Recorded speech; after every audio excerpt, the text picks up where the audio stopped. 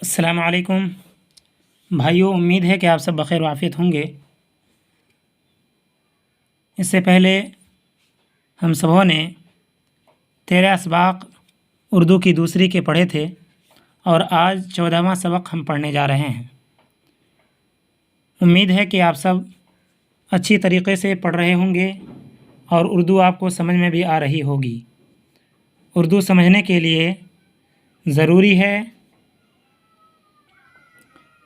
کہ آپ پابندی کریں اور ہر حرف کو صحیح طریقے سے پڑھنے کی کوشش کریں، اور اگر آپ نے چھوڑ چھاڑ کر پڑھنے کی کوشش کی اور الفاظ کو صحیح ڈھنگ سے ادا نہ کیا بلکہ سرسری یوں ہی پڑھتے چلے گئے تو یاد رکھیے پھر اردو آپ کو آئے گی تو صحیح، لیکن بہترین طریقے سے اور صحیح الفاظ کی ادائیگی کے ساتھ نہیں آ سکے گی۔ تو لہذا آپ غور سے سنیں گے ان ویڈیوز کو۔ چلیے آج کا سبق شروع کرتے ہیں۔ بسم اللہ الرحمن الرحیم۔ اونٹ، گھوڑے کی طرح اونٹ بھی سواری کے کام آتا ہے، اور اس مطلب کے واسطے راجپوتانہ کے اونٹ بہت اچھے ہوتے ہیں، مگر مادہ نر کی نسبت چالاک اور مضبوط ہوتی ہے۔ اسے سانڈنی کہتے ہیں۔ گھوڑا لگام کے سہارے چلتا ہے، مگر اس کی نکیل کھینچ کر جدھر چاہتے ہیں موڑ لیتے ہیں۔ گھوڑے کی طرح اونٹ بھی سواری کے کام آتا ہے، اور اس مطلب کے واسطے راجپوتانہ کے اونٹ بہت اچھے ہوتے ہیں، مگر مادہ نر کی نسبت چالاک اور مضبوط ہوتی ہے۔ اسے سانڈنی کہتے ہیں۔ گھوڑا لگام کے سہارے چلتا ہے، مگر اس کی نکیل کھینچ کر جدھر چاہتے ہیں موڑ لیتے ہیں۔ ایک ایک سانڈنی 100 کوس کا دم رکھتی ہے۔ جب شتر کے معنی آتے ہیں اونٹ، جب شتر سوار سانڈنی کی نکیل اچھی طرح کھینچتا ہے اور دوڑاتا ہے تو بہت بھلی معلوم ہوتی ہے۔ بار برداری کے واسطے یعنی بوجھ اٹھانے کے واسطے اونٹ سب سے زیادہ کام آتا ہے۔ جہاں ڈاک اور ریل نہیں جاتی وہاں سینکڑوں من مال اونٹوں پر لادتے ہیں اور ایک جگہ سے دوسری جگہ پہنچاتے ہیں۔ جب اس پر بوجھ لادتے ہیں تو یہ عجیب تماشے کرتا ہے، سر ہلاتا ہے، بیٹھے بیٹھے منہ پھاڑ کر غل مچاتا ہے، کبھی گردن زمین پر رکھ دیتا ہے، کبھی کروٹ بدلتا ہے، کبھی چاہتا ہے کہ اٹھ کر بھاگ جاؤں، مگر بس نہیں چلتا کیونکہ ساربان اس کے گھٹنے باندھ دیتا ہے۔ اس میں یہ بڑی خوبی ہے کہ کھانے کو جو ملے اسی پر گزارا کر لیتا ہے، نہ کڑوی کسیلی چیز سے نفرت کرتا ہے، نہ میٹھے رسیلے اور نمکین چارے سے رغبت رکھتا ہے۔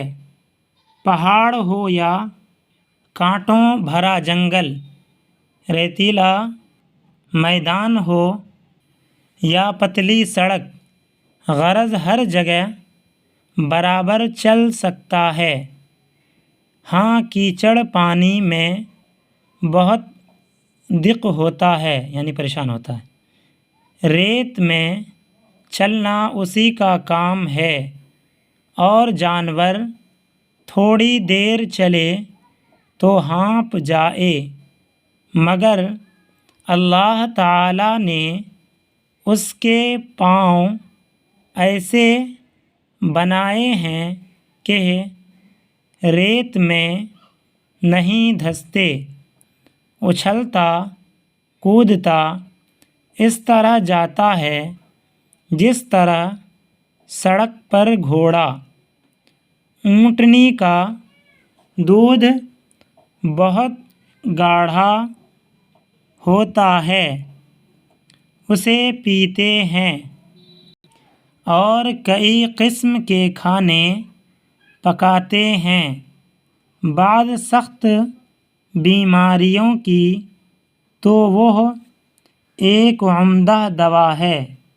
اس کے بالوں کے شترے، چوغے وغیرہ بھی بناتے ہیں، جو جاڑوں میں بہت کام آتے ہیں۔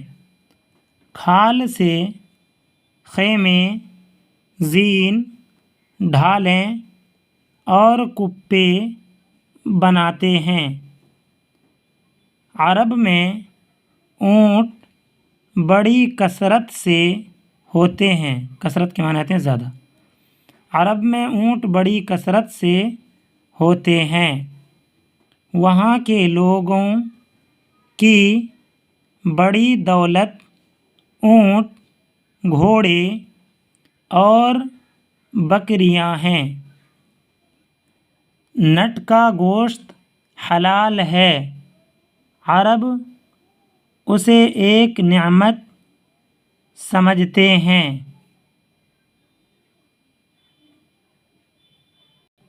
اور بڑے شوق سے کھاتے ہیں، یہاں پہ را لکھ دیا تھا صرف، یہ غلط ہے، اور لکھیے گا، اور بڑے شوق سے کھاتے ہیں۔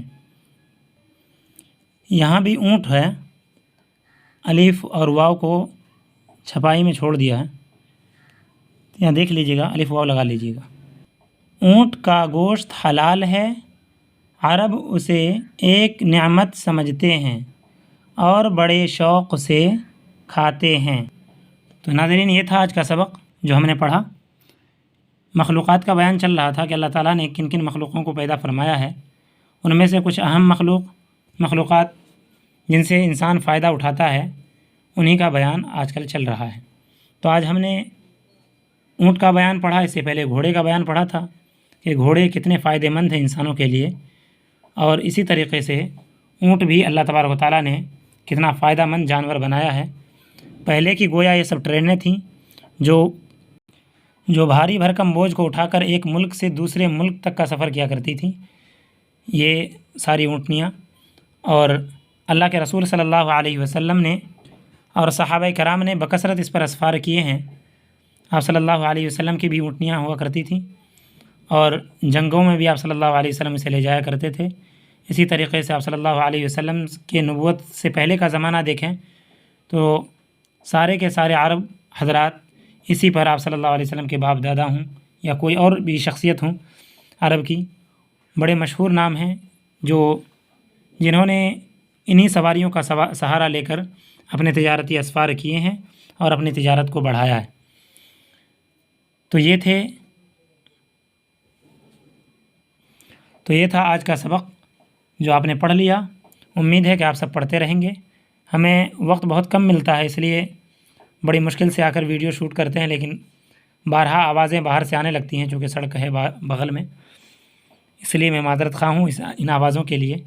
کوشش تو یہ کر رہا ہوں کہ اچھی جگہ جا کر ویڈیوز کو شوٹ کر پاؤں جہاں آواز نہ آ سکے، لیکن پھر بھی ایسا ہوتا ہے کہ آواز آ ہی جاتی ہیں۔ تو ہماری کوشش رہے گی کہ اچھی جگہ جا کر کے ہم ویڈیوز کو شوٹ کریں۔ آپ لوگوں سے یہی امید ہے کہ آپ اردو دیکھتے رہیں اور پڑھتے رہیں، سمجھتے رہیں، اور جو بات اگر آپ کو سمجھ میں نہ آئے یا کوئی بات آپ کو مشورے میں کہنی ہو تو برائے کرم کمنٹ میں ضرور لکھ دیا کریں، تاکہ ہم پڑھ کر اگر عمل کرنے والی باتیں ہوں آپ تو ہم غور کریں گے اور اس کے مطابق ویڈیوز کو بنانے کی ہم کوشش کریں گے۔ اور اگر اس کے علاوہ بھی آپ لوگ کوئی مشورہ دینا چاہیں کہ کوئی اور دوسری کتاب بھی ہونی چاہیے جس کی ویڈیوز ہمارے چینل پر آنی چاہیے، تو اس کا مشورہ آپ ضرور دیں، ہم آپ کے خیر خواہ ہوں گے اور ہم آپ کو خیر اپنے لیے بہتر سمجھیں گے کہ آپ نے مشورہ دیا اور اپنا سمجھ کر مشورہ دیا۔ امید ہے کہ ہماری باتوں پر آپ عمل کریں گے اور کمنٹ ضرور کیا کریں گے۔ اسی کے ساتھ آج کا سبق یہیں پر مکمل کرتے ہیں اور انشاءاللہ اگلے دن سبق نمبر 15 لے کر حاضر ہوں گے۔ السلام علیکم ورحمۃ اللہ وبرکاتہ۔